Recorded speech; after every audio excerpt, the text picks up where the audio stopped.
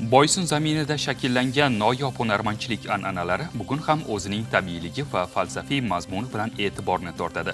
Ana shunday bebaho meros namunalaridan biri bu G'ajir Nay. Hatto nomidan ham insonda katta qiziqish uyg'otadigan ushbu noyob cholg'u asbobini yaratish jarayoni o'ziga xos sabr, mahorat va chuqur bilimni talab etadi.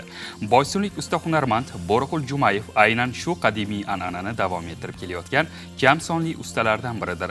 G'ajir Nayning yaratilish jarayoni uning nozik jihatlari haqida navbatdagi lavhamiz orqali tanishasiz. Boysun zamini azaldan nafaqat mana shu betakror tabiati, balki o'zining noyob hunarmandchiligi bilan ham butun dunyoga mashhur. Ana shunday hunarmandchilik, ya'ni san'at namunalaridan biri bu G'ajir Nay yasash usulidir. Mana bu nay hech qanday daraxt yoki butaning shoxi emas. Bu qushning suyagidan tayyorlangan, to'g'rimi? G'ajir qushining suyagidan tayyorlangan.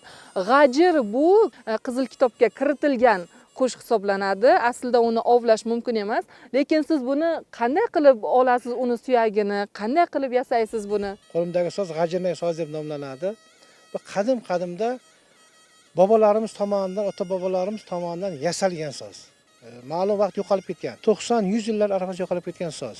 Buni shu men mana shu tog'larda mol boqib yurgan paytlarimda bir Botir bobo degan bobo aytib qo'yganda menga. Men o'sha paytlarda sibizg'a yasab chalib yurardim. Keyin boya turbalarni kesib nay yasardim. Keyin undan keyin surnaga qiziqdik. Loy shupillakdan chalib yurardim.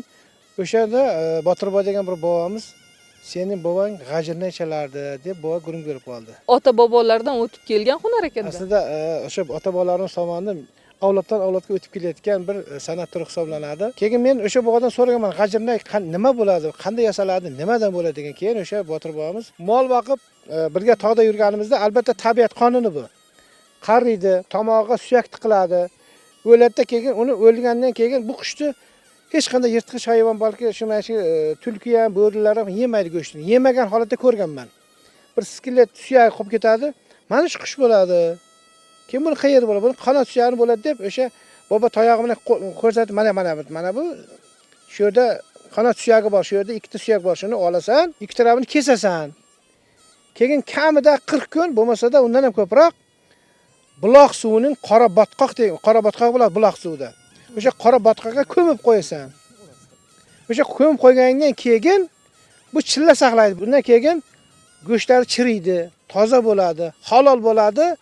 O'zbekcha aytganda toyir bo'ladi degan so'zlar aytgan. Undan keyin qanaqa jarayonlardan o'tadi? Farq qilyapti-da ikkalasi. Farq qiladi. Mana yerda ancha ishlov berilgani ko'rinib turibdi bunga. Mana bunday holatda olsangiz mana shunday holatda qilasiz. Pichoqni orqa tarafidan sayqallanadi. Sayqallanib toza bo'ladi, mana qarang. Mana bunday holatga kelgandan keyin mana ko'ryapsizmi, mana qarang. Mana toza bo'lyapti. Lekin usti suyak qirilmaydi hech qachon. Mana pichoqning orqa tarafidan. Mana qarang, yaltillab boshladi birdan. Mana qarang, yaltillab boshladi. Demak, G'ajir Nay yasash katta mahorat va sabr toqatni talab qiladi. Avval xomashyo tayyorlanadi, keyin uni tozalanadi, yuviladi. Ma'lum muddat o'tgandan keyin mana shunday nay holatiga keltiriladi. Bo'riqul aka, bu naydagi mana bu teshiklar orasidagi masofa ham undan chiqayotgan kuyni, ovozini belgilab beradi, to'g'rimi? Albatta. 2 yil deganda o'rganganman, chalib. Siz endi 2 yil davomida o'rganganingizni bizga hozir 10 daqiqada tushuntirib bera olasizmi? Albatta, yo'q, uni tushuntirib beraman. Sababi Hamro bobo degan boboga bordim. Bobojon dedi, men shuni G'ajir Nay yasadim. Keyin bobo ko'rdi, bu nima teshiklar ko'p dedi. Aslida 3 teshikli bo'lish kerak dedi. To'g'ri, bu 3 teshikli bo'lish kerak. Men o'zim sibizg'a yasayman, boshqa qilaman. Keyin ovozlar yaxshi chiqara boshladim-ku. 3 teshiklining ovozi ohang chiqmadi. Keyin men buni nima qildim? Natijada 5 teshikli qilib yasagandan keyin ovozga quloqqa yoqimliroq ohangga tushadigan qilib teshiklarni ko'paytirib yasadim. Baribir ulgu olib qolganman o'sha bobolardan.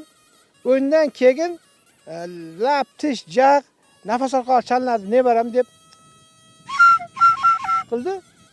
Keyin men o'shanday qilib qanday holatda qo'ygan, nima holatda qo'yganini men umuman bilmaganman. O'sha bobodan qayta so'ralmaganmiz ham. Undan keyin 2 yil shug'ullandim. O'shanda holatda 2 yil deganda mana shu holat ovoz chiqarganman.